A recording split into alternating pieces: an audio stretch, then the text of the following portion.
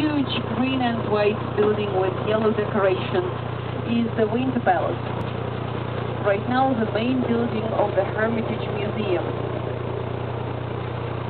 Originally, long before the collection, the Winter Palace was the official royal residence.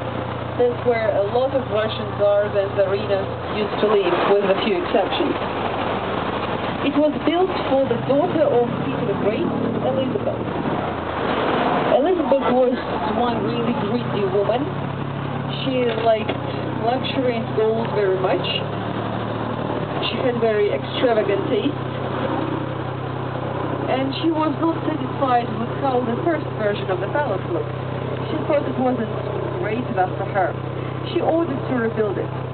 By the time the second version was finally complete, the one we see today, Elizabeth was already dead and could not enjoy the beautiful interiors that were made especially for her. And the first owner of the palace was Catherine the Great. Catherine the Great is a big name in the history of Russia, but the lady wasn't even Russian. She came from Germany.